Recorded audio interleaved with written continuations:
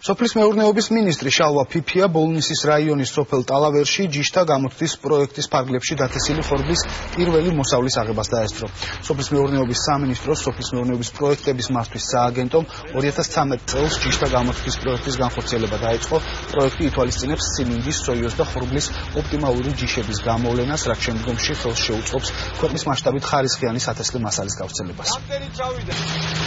აქ არის დათესილი როგორც მოხსენეთ 12 სხვადასხვა ჯიში 5 სხვადასხვა ქვეყნიდან 2-3 წლიან პერიოდში მოხდება ამ ჯიშების დაკვირვება და შესაბამისად შემდგომში იქნება შერჩეული საუკეთესო ჯიშები და მოხდება მათი სერტიფიცირება და რაც თავარია მოხდება მათი გავრცელება იმისთვის რომ ქართულ კლიენტს და ქართულ ფერმერს ჰქონდეს საშუალება რომ ხარისხიანი სათესლი მასალა მიიღოს და მიიღოს მაღალი მოსავალი. Ესთან ერთად რომ ჩვენ მონაწილეობთ ამ ჯიშთა გამოცდაში თვითონ ადგილობრივი ამ ჯიშის წარმოებლებიც ახორციელებენ მონიტორინგს ორჯერ რუსები ჩამოსული ავსტრიელები, გერმანელები, ამერიკელები და ისინი აკვირდებიან. საოცრება ის რომ კლიმატური ზონებიდან გამომდინარე ამ დარაიონებული ჯიშებმა გვაჩვენეს საოცარი შედეგი. სოფლის მეურნეობის ჩვენ დღევანდელი სამინისტრო ძალის მხრებით აღძრა ეს სამსახური ჯერჯერობით დავიწყეთ 12 ჯიშთა გამოცდის სათვრის აღდგენა და მასზე მუშაობა.